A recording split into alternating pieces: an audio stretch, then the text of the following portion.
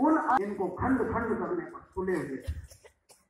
कहीं कोई कब्जे कर रहा था, कहीं कोई कब्जे छुड़ा रहा था, कहीं कोई धरने प्रदर्शन कर रहा था और कहीं कोई सरकार के साथ भवनों को अपने आगोश में ले रहा था। किससे कहें, किससे आशा करें, किससे विचार करें? कहीं कुछ नहीं था। तब भी जो कुछ सकारात्मक विचारधारा के विद्वान थे, उन सबसे आचार्य प्रवर ने विचार विमर्श किया, उनके स्थानों तक जाकर के मिले और इस आर्य निर्माण की, इस क्रांति की प्रस्तावना लिखी। 2003 में दिसंबर महीने के अंतिम समय में वह 35-40 लोगों का एक शिविर सांगोपांग वेद विद्यापीठ आर्ष गुरुकुल टटेश्वर में आयोजित किया गया, जिसमें हमारे सबके संपर्क के 30-35 लोग इकट्ठे हुए। उनके सामने ये प्रारूप रखा है कि आखिर सारे समाज को उन्नति के द्वार तक ले जाने के लिए, उन्नति की दिशा में ले जाने के लिए क्या किया जाए, कैसे इसको आगे बढ़ाया जाए। तब इस आर्य प्रशिक्षण सत्र की परिकल्पना उभरी, धीरे धीरे इसका पाठ्यक्रम बना और अप्रैल महीने के 2004 से सत्रों का आयोजन प्रारंभ हुआ।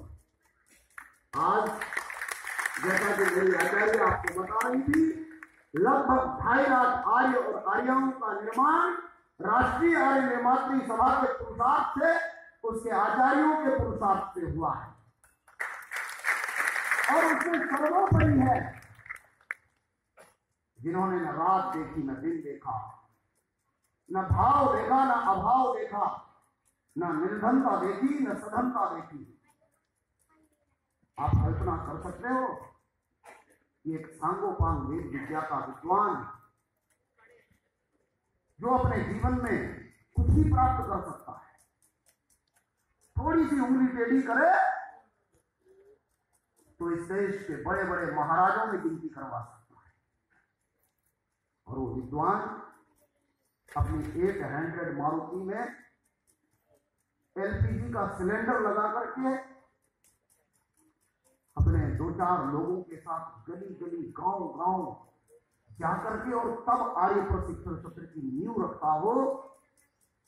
इतिहास में ऋषि दयानंद के बाद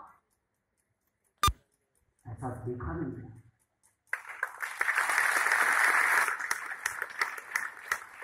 कितना उपहास, कितनी अवहेलना, कितना अपमान, कितनी असह्य वेदना, ये सब कुछ झेलते हैं।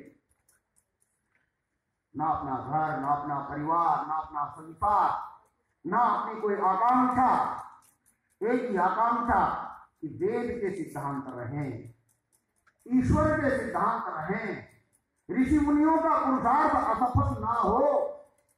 यह सिद्धांत जो पुस्तकों में है, जो मात्र कुछ मुट्ठी भर लोगों के मस्तकों में है, ये सिद्धांत जन जन के जीवन में उतर जाए। इसके अलावा क्या चाहिए था उनको? लेकिन फिर भी इसी समाज के लोगों, इसी आर्य समाज कहलाने वाले कुछ लोगों ने अपनी खूब शत्रुता दिखाई।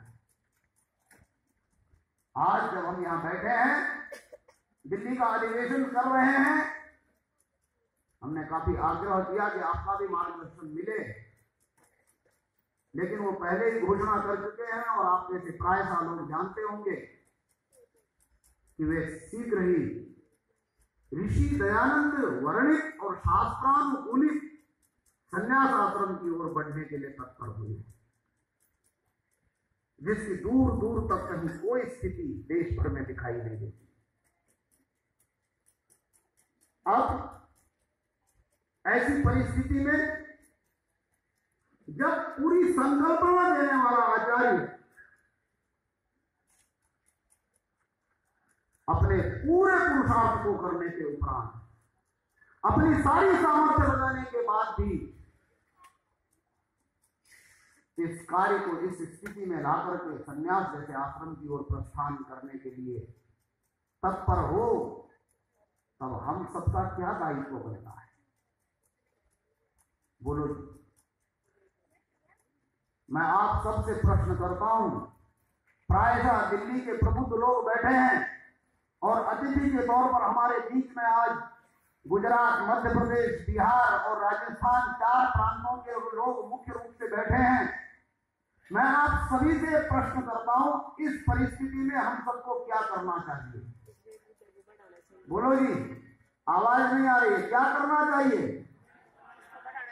याद रहे आर्यों, जितना संघर्ष उन्होंने किया, जितना अपमान सहा, जितनी विद्या उनके पास थी, जितनी दुर्धर्षता, दृढ़ता, श्रेष्ठता थी, निश्चित है वो हम सबके जीवन में नहीं है।